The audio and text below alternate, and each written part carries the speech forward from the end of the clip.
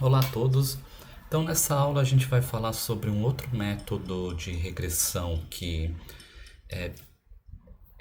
considerado naturalmente interpretável, embora a gente vai ver que nem sempre é o caso, né? Mas que traz a possibilidade de você extrair informações adicionais além dos modelos caixa preta, né? Então, esse é o chamado regressão simbólica. Então, nessa aula eu vou dividir os tópicos em 7 partes, que na primeira parte eu vou falar um pouco sobre regressão simbólica, o que é e como costuma ser encontrado esse tipo de modelo de regressão. Em seguida eu vou falar sobre o principal algoritmo para encontrar um modelo de regressão simbólica, que é o algoritmo evolutivo ou programação genética, e ele é composto em representação, inicialização, operadores e apenas isso, né? E em seguida eu falo sobre um dos problemas da regressão simbólica, que é o bloat. Finalmente eu vou falar sobre duas implementações mais atuais desse tipo de algoritmo e suas adaptações, né? E vou mencionar um pouquinho sobre como interpretar esse tipo de modelo, né? Embora naturalmente interpretáveis, eles não são diretamente interpretáveis como uma árvore de decisão ou um modelo linear, né? Mas tem um motivo para isso, que é que eles criam modelos não lineares. E vocês já sabem que modelos não lineares, o efeito de uma variável, ela não é constante ao longo de todos os valores. Então, por isso, acaba dificultando um pouco a forma de interpretação.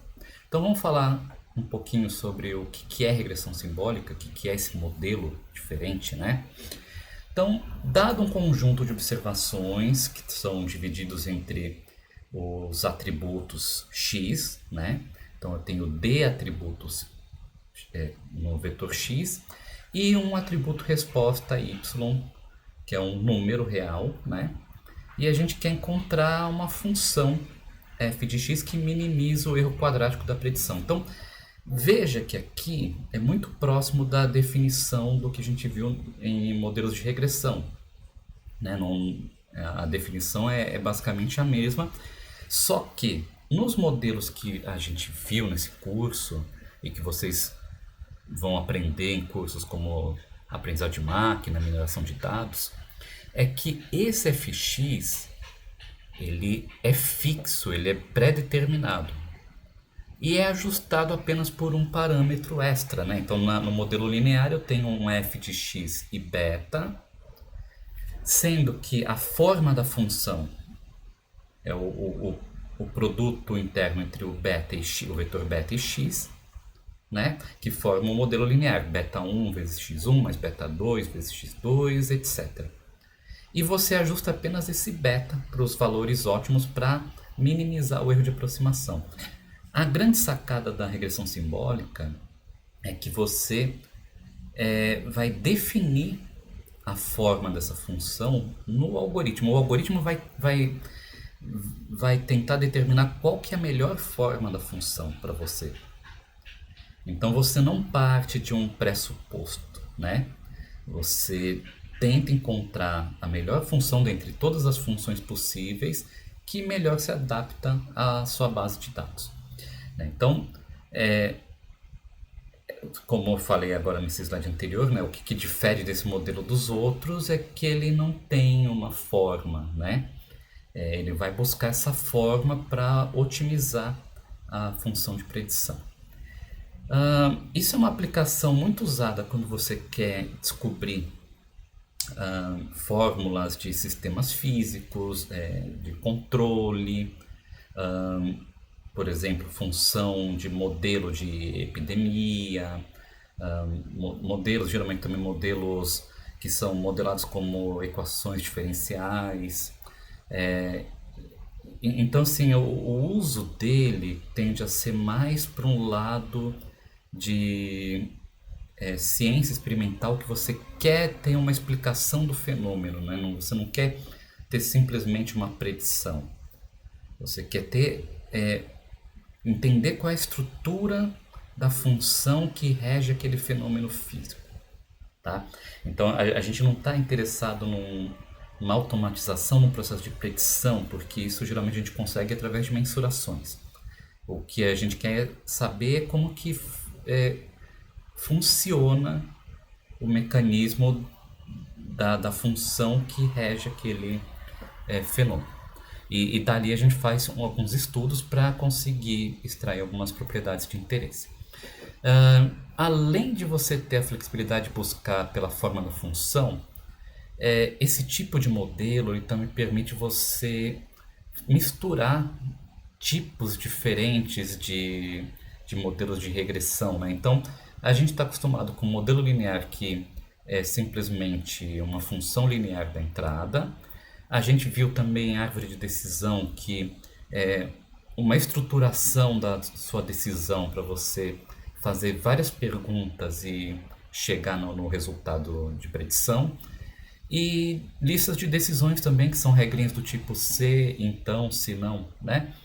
E o modelo de regressão simbólica permite que você misture esses dois. Então, você pode tanto ter operações booleanas como numéricas na sua expressão gerada, né? Isso traz uma flexibilidade extra, inclusive, para interpretação, né? Você pode falar assim, olha, se esse x for maior que zero, então ele apresenta essa expressão aqui. Se não, ele segue no modelo linear, né? Então você tem como fazer, ou melhor, o algoritmo tem como encontrar esse tipo de forma mais declarativa.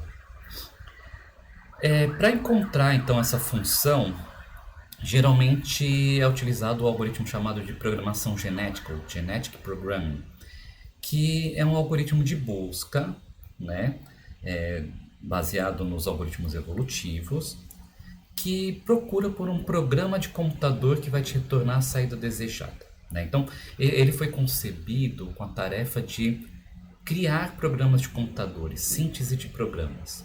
Então, ele fala assim, olha, eu tenho esses exemplos de entrada e saída do meu programa e eu quero que você me dê um código fonte que, dadas essas entradas, retorna essas saídas, né? E ele levanta essa questão. Bom, então eu tenho exemplos de entrada e saída. Eu consigo criar um programa de computador? Eu consigo fazer com que esse programa seja um programa sucinto, legível, né?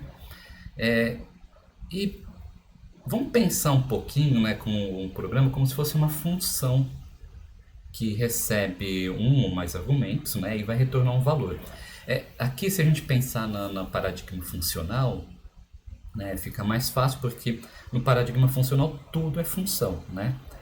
E eu posso decompor uma função, nem toda, claro, mas muitas funções podem ser decompostas em funções menores, funções elementares, né, que pertencem a uma gramática. Então, digamos que eu tenha aqui a tarefa de encontrar uma função chamada conta-elementos, que vai receber uma lista e vai retornar uma lista contendo cada elemento único e a sua frequência de ocorrência nessa lista. Então, 1 aparece 3 vezes, 2 aparece 2 vezes, 3 aparece uma vez só, né? Isso aqui pode ser definido como uma composição de 3 funções. A função sort, a função group e a função map, que vai aplicar essas duas funções aqui. Então, como que eu leio isso, né? Quem conhece Haskell vai perceber que essa sintaxe aqui é inválida, né? Ignore isso, que é só para ilustrar como é que está sendo feita a composição das funções. Então, basicamente, eu pego a minha lista, ordeno do menor para o maior, agrupo, né? Ou seja, eu faço com que essa lista se torne lista de listas, sendo que cada lista, a primeira lista vai ter 1, 1, 1, a segunda vai ter 2, 2, a terceira vai ter somente um 3 ali. E aí eu gero uma tupla, né? Então para cada elemento dessa lista eu gero uma tupla em que o primeiro elemento da tupla é a cabeça da lista, que é o valor do elemento, e o segundo elemento é quantos elementos tem ali, que vai ser a frequência de ocorrência, né? Então veja que uma vez que muitas funções podem ser decompostas em uma sequência de processamento,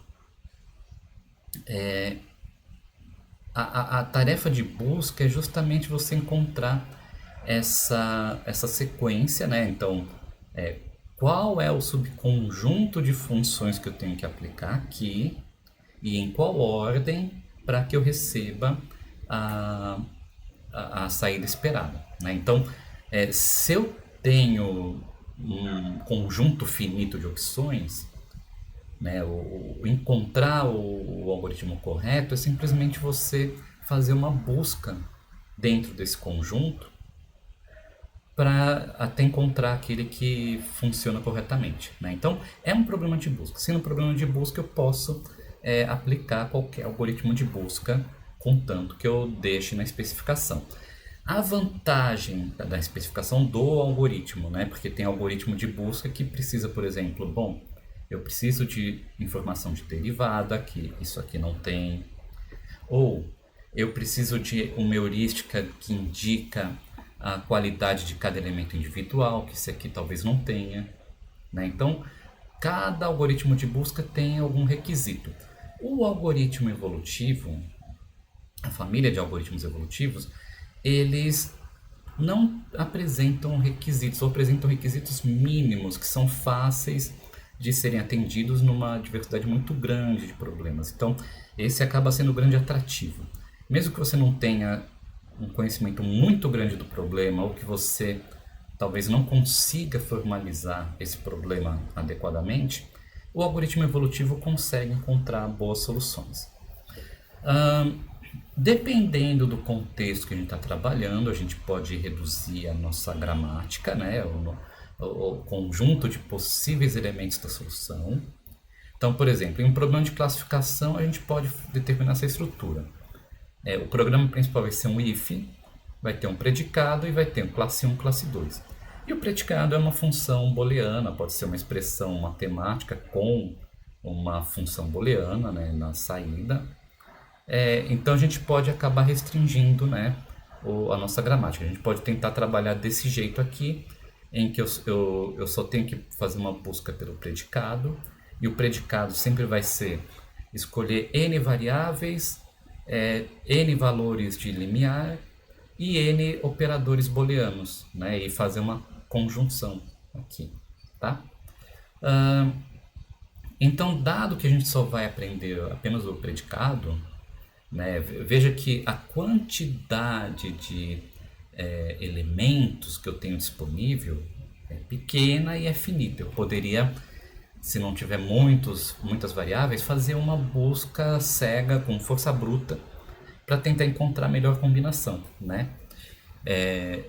Claro que não vai ser um conjunto pequeno, porque esse número aqui tende a permitir uma variedade muito grande de elementos, né? Então, imagina que o valor para x1 pode variar de 0 a 100 e é um número real, né? Eu tenho, mesmo que eu restrinja, sei lá, para a cada 0,1, eu vou testar x1 maior que 0, x1 maior que 0,1, que 0,2, que 0,3, que 0,4, né? Então, mesmo assim, eu tenho muitas opções para tratar. Mas, com uma gramática limitada, ele se torna um problema mais tratável, né? Note que uma expressão matemática também é um programa, né? A gente pode decompor isso em faça x1 igual a x1 ao quadrado, faça uma variável intermediária como x2 vezes x3, uma outra intermediária que é cosseno de π vezes x1, uma outra que multiplica essa primeira temporária com essa daqui, e aí finalmente você faz o primeiro cálculo que você fez subtraído desse. Então, você pode escrever essa avaliação de uma função matemática como um programa iterativo, né? Então a gente pode encarar isso como um programa, porque é um programa, né? Isso também é um programa. O problema de evoluir um programa, né? Então, quando a gente vai definir esse problema de gerar um programa, de buscar por um programa, eu preciso definir os conjuntos de funções e operações e terminais, né? Então, Esses aqui são as funções, ou também chamadas de não terminais, que são elementos que necessitam de um ou mais argumentos.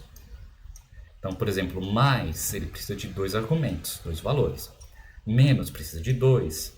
Vezes, dividir também. Ao quadrado só precisa de um elemento, né, para avaliar. E os terminais são geralmente definidos pelos valores reais e as variáveis do problema, né? Então, são elementos que você não precisa dar continuidade na árvore de expressão, porque o fato de você colocar um x1 na expressão, o x1 não espera nenhum argumento, né? É simplesmente uma variável. Cada função ou não terminal, né, ele precisa de um número determinado de argumentos, que é chamado de aridade. Então, a função soma, né, a função mais de adição, ela tem aridade 2, né? E a função parcialmente aplicada ao quadrado tem aridade 1, porque só está esperando um valor para poder retornar uma resposta, né? A função if then else, por exemplo, tem aridade 3, né? Porque ele espera uma condição, o programa que vai ser o resultado do then e o programa que vai ser o resultado do else, né? Então tem aridade 3, precisa de 3 argumentos.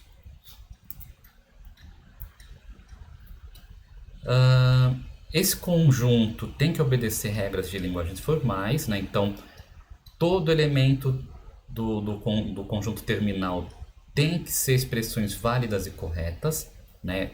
Uma vez que ali termina uma expressão, elas têm que ser por si só uma expressão válida.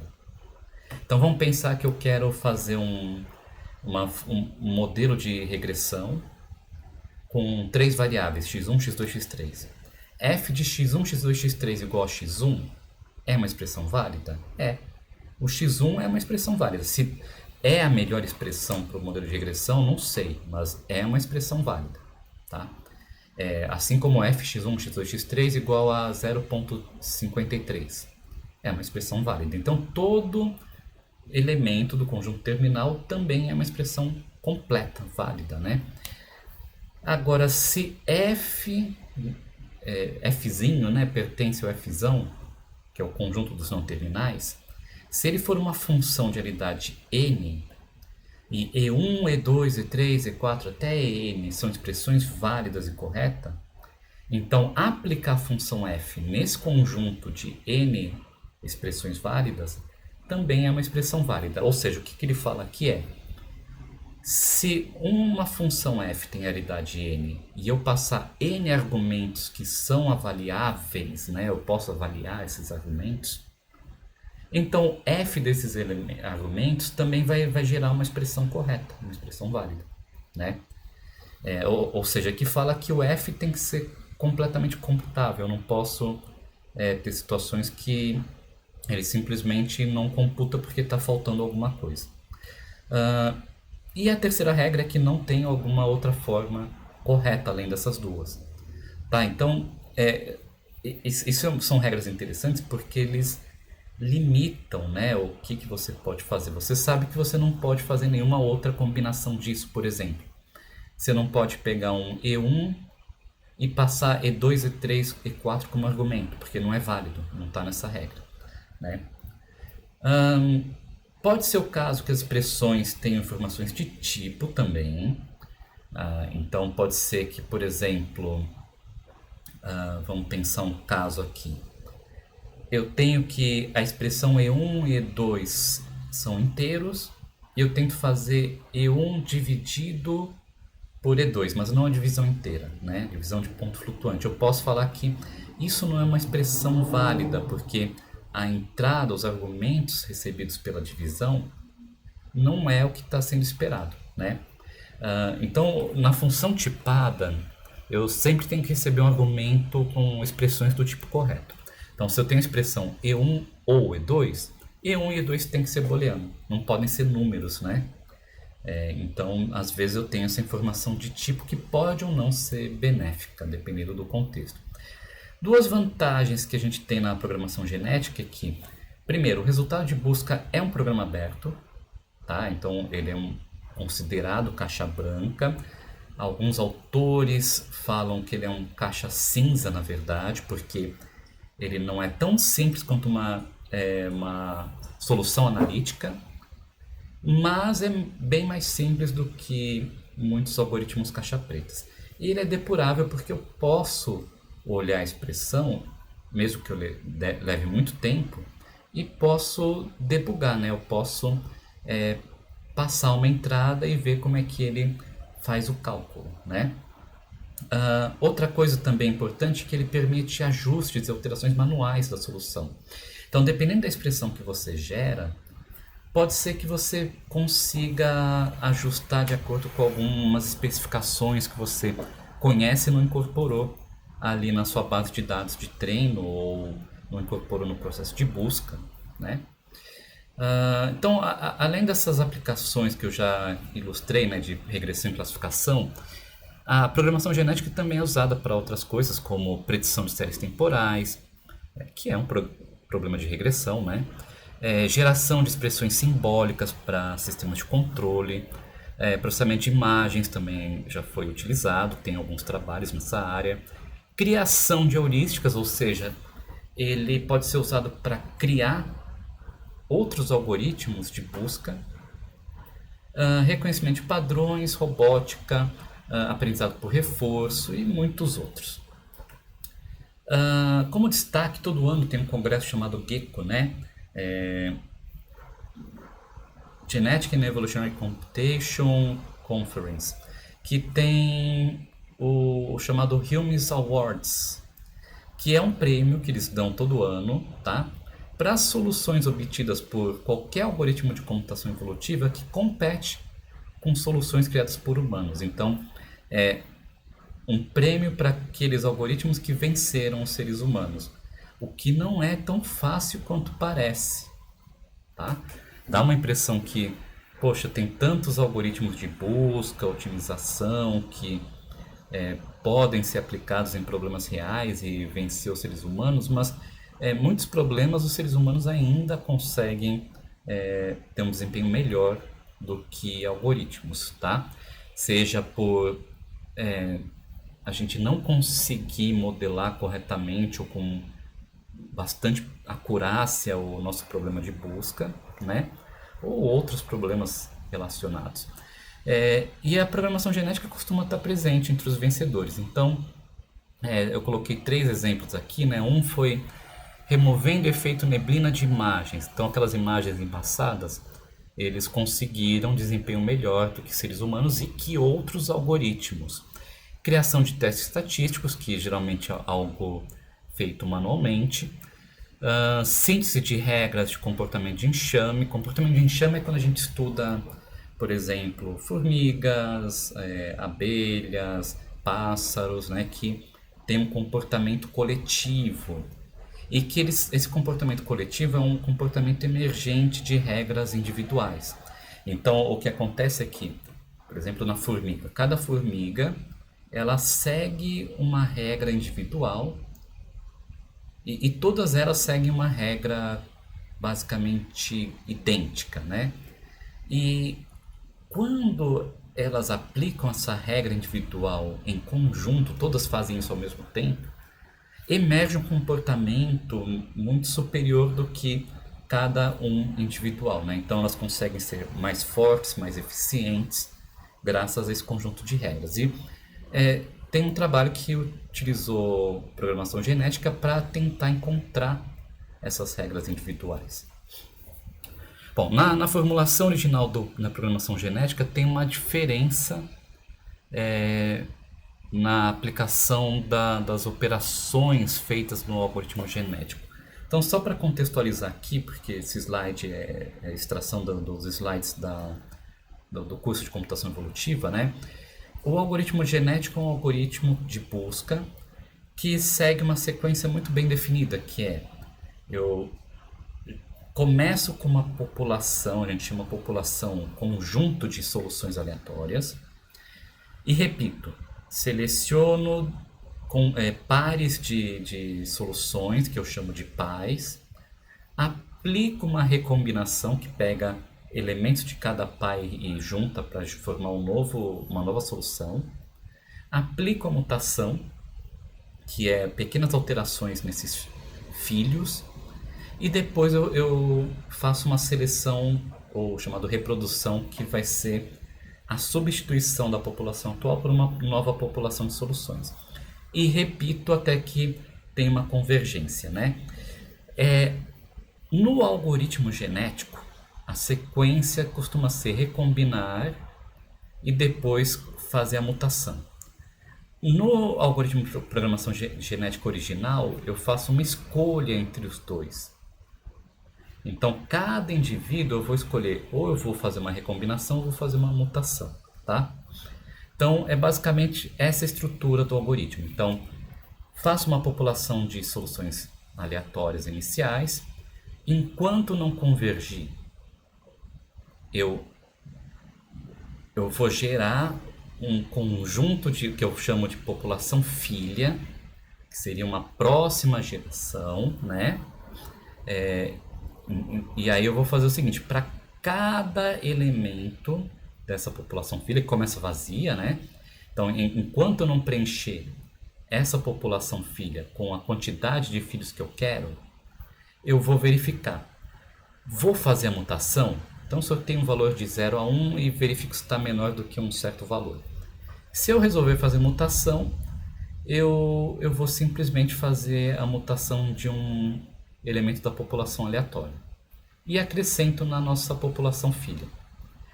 Se eu escolho fazer o crossover, eu vou escolher 2 elementos da população pai, que é o POP, e eu faço uma combinação, gerando 2 filhos e acrescento esses 2 filhos na população. E repito isso até que eu tenha um número de filhos suficiente, né? Depois disso, ainda tem o processo de reprodução, que vai falar o seguinte: olha, ou a população filha substitui por completo a população pai, ou eu pego os melhores dos filhos e substituo os piores dos pais, ou eu pego toda a população filha e substituo todos os piores dos pais, ou eu posso fazer a substituição por completo e só resgatar a melhor solução até o momento para colocar na população filha. Então tem vários mecanismos possíveis para você fazer essa reprodução. Para saber mais, tem aqui nesse canal também um curso de computação evolutiva, né, que tem mais detalhes desse algoritmo que não cabe para esse curso. Como que eu avalio o desempenho de um programa, né? Então o fitness geralmente é calculado pela quantidade e qualidade dos acertos, né, em relação ao conjunto de exemplos de entrada e saída. É mais ou menos o que a gente fez para regressão, né? Eu faço o erro quadrático médio, por exemplo. Caso a representação permita programas inválidos, então pode ser que eu possa gerar programas que não emitam saída ou entre no loop infinito, né? Eu posso aplicar algum tratamento para tentar restringir os programas que não podem ser executados, né? Bom, vamos falar um pouquinho de como que a gente representa uma solução na regressão simbólica. Então, a gente tem várias formas de representar um programa, e lembrando aqui, no nosso caso específico, o programa é um modelo de regressão, né? Então, a gente tem a forma linear, árvore e grafos. Na representação linear, a gente representa o programa como um programa imperativo e com mudança de estados, né? Então, a gente tem uma gramática muito próxima de uma linguagem assembly, em que eu simplesmente faço uma sequência de programas, por isso linear, né? Eu tenho uma lista, um array de operações, né? E eu executo essas operações nessa ordem. E essa representação é interessante porque ela permite que os programas sejam codificados em bytecodes, né? Então, ou seja, eu posso representar um programa como um número binário gigantesco. E com isso eu aproveito muito da literatura de representações binárias que tem nos algoritmos evolutivos. Então, por exemplo, o algoritmo Gene Expression Programming, o programa é representado por um array de tamanho fixo, né? Então, por exemplo, aqui eu tenho 1, 2, 3, 4, 5, 6, 7, 8. Então, o tamanho fixo dessa array é 8. E eu represento a expressão fazendo com que cada elemento da array possa ser uma variável, um valor, uma função ou uma operação, tá? A gente também pode usar uma notação polonesa ou prefixada, né? Por exemplo, essa notação aqui, ela é traduzida para essa expressão aqui, ou seja, eu vou fazer a multiplicação do resultado de uma adição de x com 2 e y, né? Então, ó, x mais 2 vezes y. Então, eu posso usar isso daqui e transformar numa expressão de uma forma que eu consiga ler. Isso é conveniente porque na hora de avaliar a expressão, ela você faz uma única passagem desambígua, né? Usando apenas o sistema de pilhas. Então, o que você faz aqui é o seguinte, para avaliar, por exemplo, né? Isso vocês devem ter visto em estrutura de dados, né? É um dos exemplos mais comuns. Então, você vai fazer o seguinte, você mantém uma pilha que vai guardar alguma operação que está aguardando alguma coisa. Então, você encontrou multiplicação. Põe o operador de multiplicação na pilha. Encontrou adição. Põe adição na pilha. Encontrou... Aí você sabe que você está esperando por 2 argumentos. Encontrou x, que é um argumento. Põe na pilha. Encontrou outro argumento. Você sabe que você pode desempilhar os 2 últimos, né? Que é o mais e o x, e fazer a operação. Então faço x mais 2. Beleza. Põe o resultado na pilha. Aí eu pego o y. Como eu estava esperando também 2 argumentos, agora eu tenho, desempilho e avalio, né? Então é uma passagem só usando esse sistema de pilhas para você fazer a avaliação.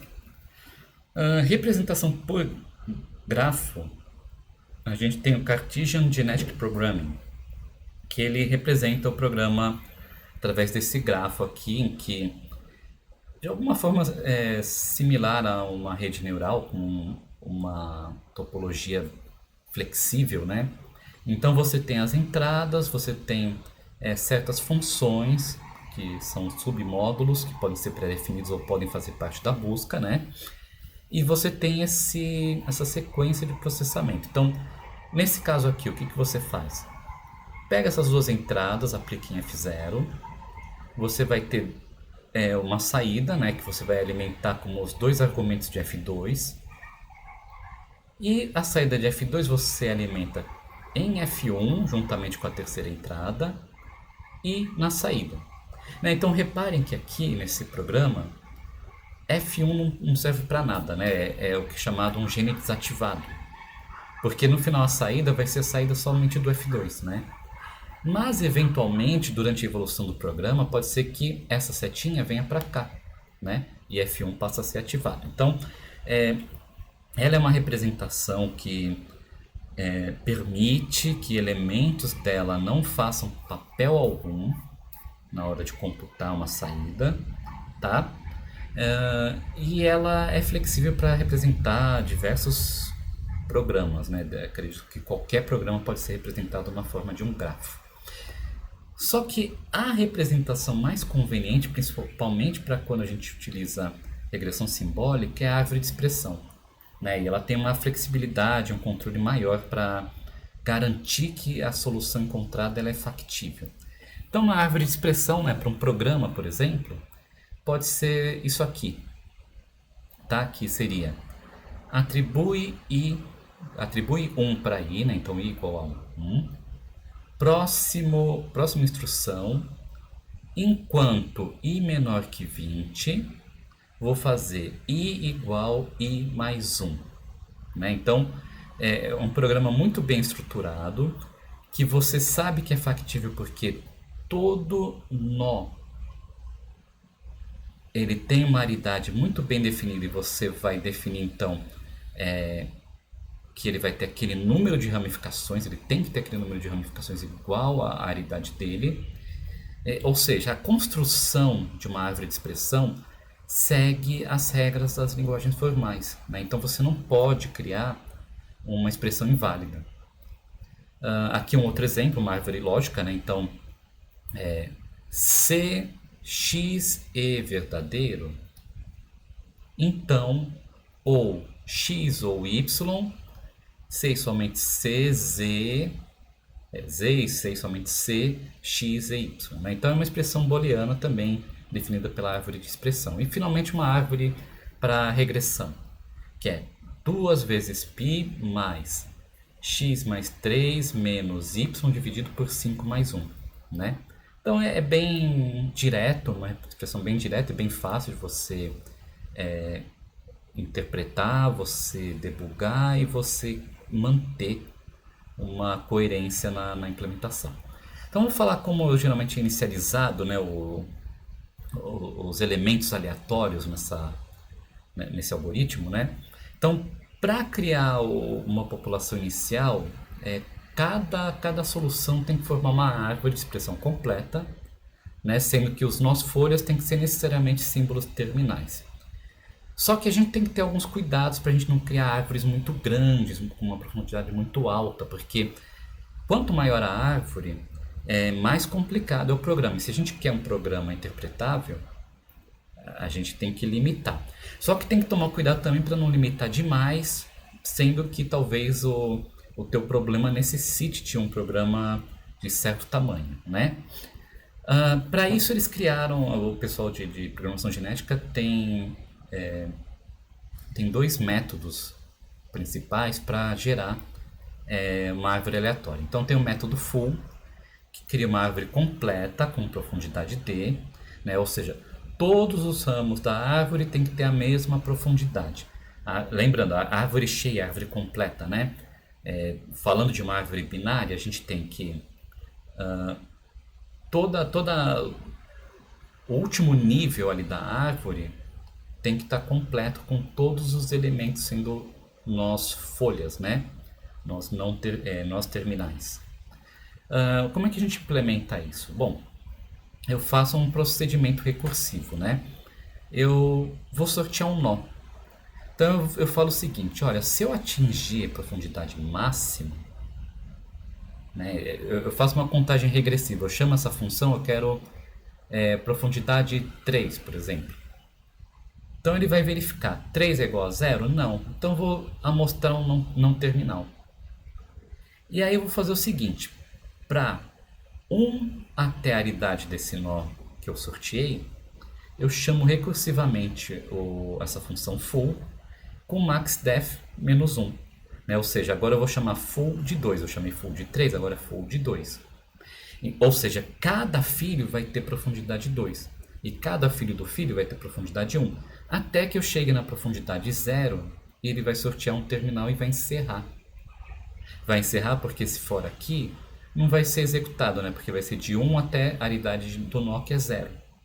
Então ele vai simplesmente parar, dar uma lista vazia e vai retornar então a árvore composta pela raiz nó e pelos filhos children, né? Então pronto. Então é fácil, né, de você criar esse tipo de árvore. E tem o método grow também, né, que as árvores têm uma liberdade para serem desbalanceadas, só que até uma profundidade máxima D também, né?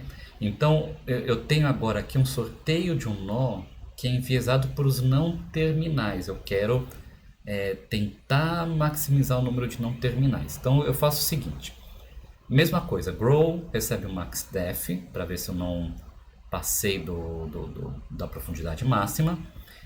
Eu verifico quantos nós terminais e quantos nós não terminais eu tenho na minha gramática e faço a razão entre eles. E aí eu sorteio um número entre 0 e 1. Aí eu vou falar o seguinte, olha, se maxdef é igual a 0, eu vou mostrar um terminal porque eu vou terminar por aqui. Ou se R é menor do que essa razão, eu também já vou parar, né? Então, vamos pensar aqui essa razão. Se eu tenho 5 símbolos terminais e eu tenho 10 não terminais, né? Eu vou ter 0.5 com essa razão. Então, tenho 50% de chance de encerrar a criação da árvore a qualquer momento, né? Agora, se eu tiver, sei lá, 20 não terminais. Então, agora eu vou ter 25%, não é isso? 25% de chance de acabar a criação da árvore a qualquer momento. Então, quanto mais não terminais, menor a chance de você terminar essa busca é, antes de atingir a profundidade máxima. Caso contrário, você vai mostrar um não terminal e aqui é a mesma coisa da função anterior. Finalmente tem um terceiro método, né, que na verdade é a combinação dos dois, que é chamado Ramped Half-Half. E foi proposto para tentar criar uma diversidade maior de árvores, né, com profundidades e formas diferentes. Então, o que a gente faz é tentar criar um número igual de árvores de profundidade numa faixa entre o mínimo e o máximo. Sendo que metade delas eu vou gerar pelo método full e metade pelo método grow. Então, digamos que eu quero gerar 10 árvores com profundidade entre 2 e 4, tá? Então, vamos pensar aqui. Nesse caso, 2, 4, eu tenho profundidade 2, 3, 4. Cada profundidade vai ter cerca de 3 árvores. Metade dessas árvores são criadas pelo full e metade pelo método grow. Então, profundidade 2, eu crio, sei lá, 2 com full e 1 com grow. Profundidade 3, eu crio 2 com grow e 1 com full. Profundidade 4, eu crio 2 com full e 2 com grow, para completar o 10 aqui, né? Então eu tento equilibrar, diversificar a forma que eu estou criando as árvores, né? Eu não vou passar por esse código porque é basicamente mais do mesmo, né? E só tenta fazer essa divisão por igual.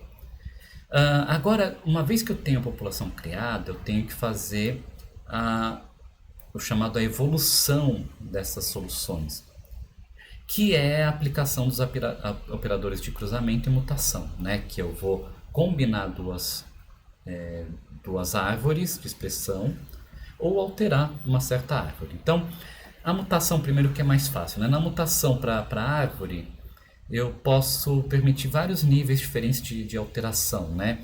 E ao mesmo tempo que eu tenho que manter a árvore de expressão correta. Então, eu posso, por exemplo, troco um nó por outro da mesma aridade. Eu posso pegar um ramo e gerar um ramo novo no lugar daquele, né? E tem várias outras formas de fazer essa mutação, né? Então, na mutação mais tradicional, a gente vai escolher uma subárvore que vai ser removida e substituída por uma nova subárvore usando ou grow ou full, né? Essa ramificação vai ser amostrada aleatoriamente e tendo uma profundidade máxima proporcional ao nível que essa subárvore se encontra. Então, basicamente é isso aqui, olha só. Digamos que eu tenho essa árvore e eu escolhi esse ponto aqui para fazer a mutação, então eu removo tudo que tem daqui para baixo e gero uma nova árvore, tá?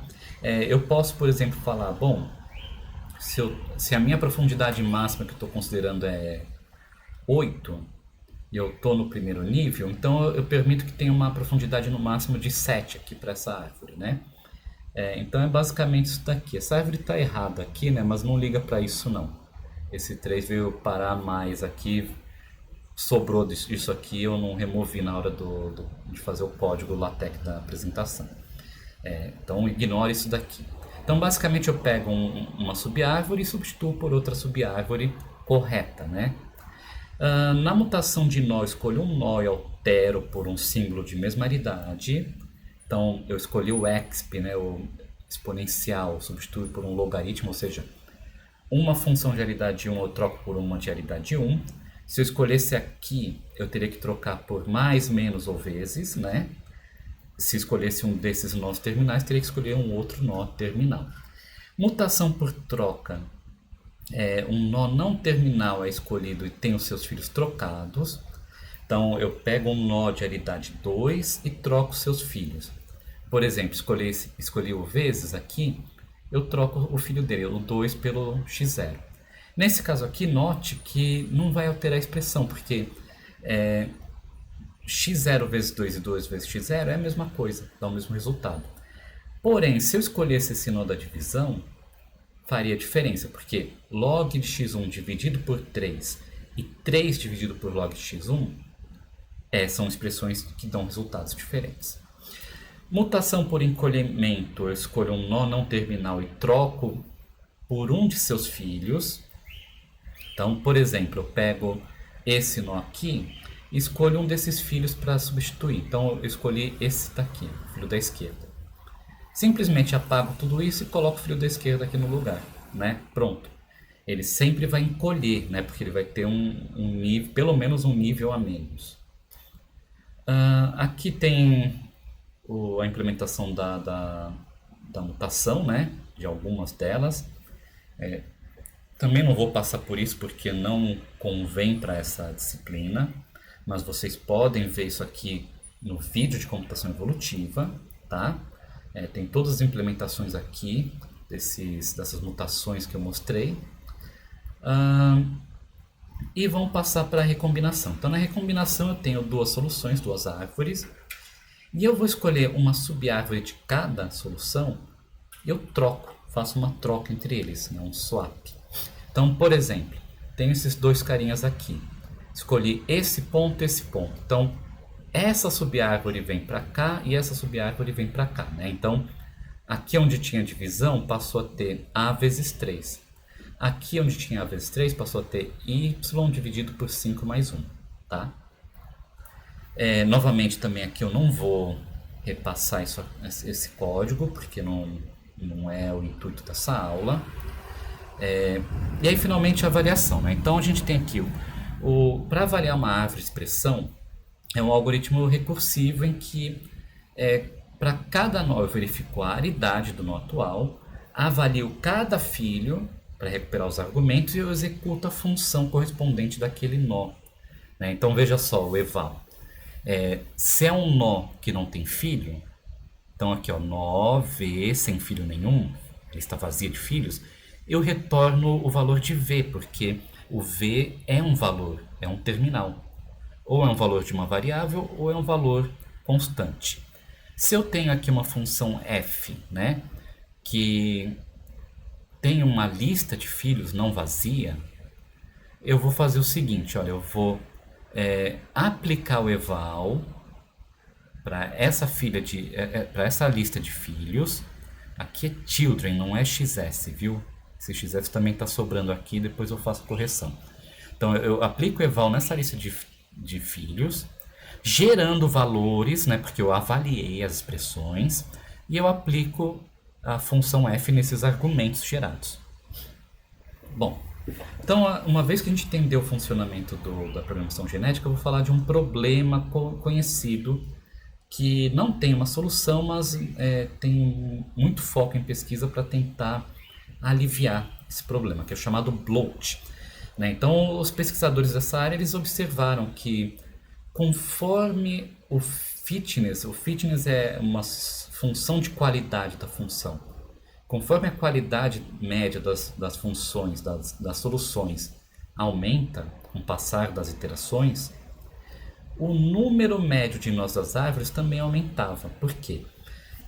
Quanto mais nós eu tenho numa árvore, maior a chance de ter um pedaço dela ali que dá uma solução boa, enquanto eu tenho todo um pedaço que simplesmente não faz papel nenhum, tá? E aí chega um certo momento que as árvores continuam aumentando de tamanho, mas o fitness não continua, né? Por quê? Porque uma vez que eu tenho um ramo da árvore que não tem papel nenhum, qualquer coisa que eu faça em certo ponto desse ramo para baixo, ou seja, se eu continuar aumentando esse ramo, ele tende a continuar não fazendo nenhum efeito. E como consequência, o algoritmo vai falar assim, bom, gerei esse filho aqui, que tem uma qualidade igual ao pai dele, que era boa. Então eu vou manter ele na população, porque ele é bom. E eu só vou piorando a situação, né? Quer ver? Vamos pegar um exemplo. Digamos que eu tenha uma subárvore que tem como raiz um operador de multiplicação. Do lado esquerdo tem o zero.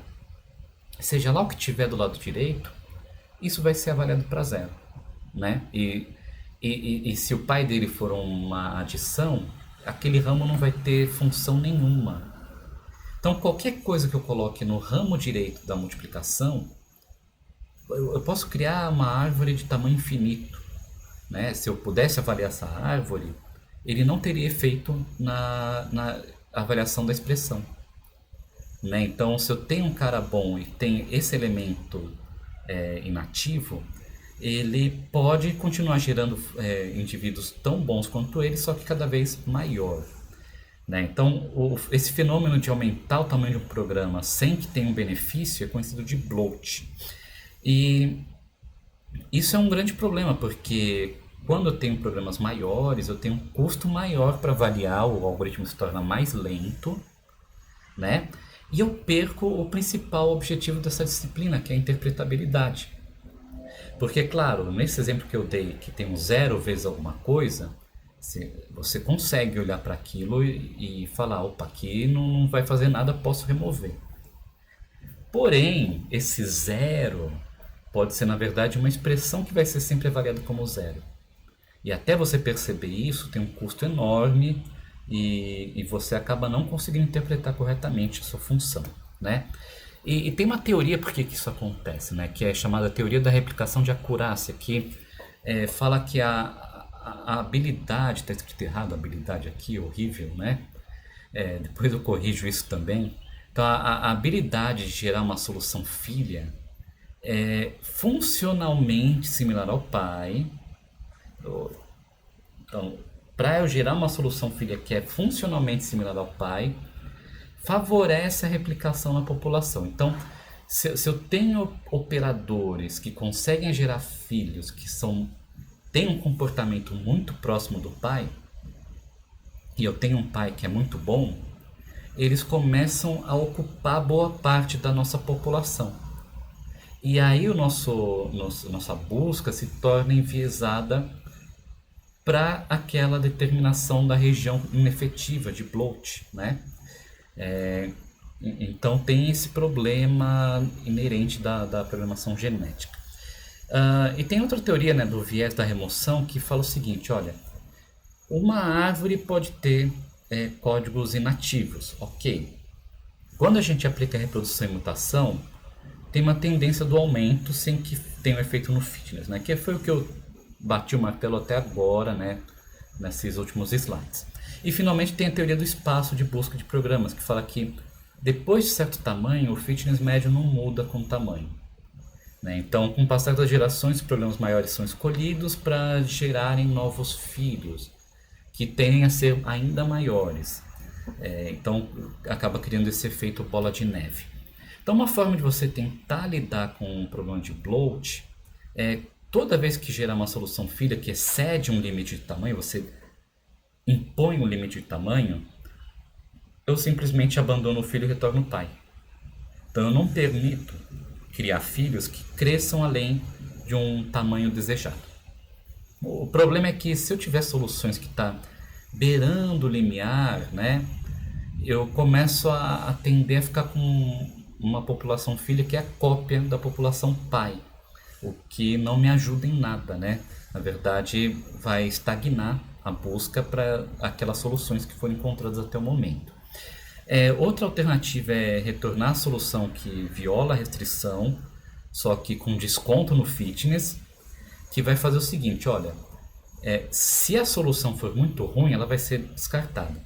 Se ela for muito boa, ela tem uma chance de sobreviver, né? E talvez na próxima geração a gente consiga diminuir um pouco ela. Outra forma também é repetir o procedimento da reprodução, mutação, até que eu gere um filho de tamanho permitido. Só que isso também pode ser custoso se você estiver no limiar do tamanho máximo. E também posso criar operadores especializados, né, para que não permita a criação de bloats. E finalmente, a gente pode criar outros mecanismos, né, que desestimula esse tipo de situação, como penalização de função, otimização multiobjetiva, em que um segundo objetivo pode ser o tamanho da árvore, pressão seletiva e dentre outros mecanismos, né? Então, no próximo vídeo eu vou falar de duas implementações bem interessantes para serem utilizadas até por vocês, para quem quiser experimentar. E depois eu falo sobre a questão de interpretabilidade.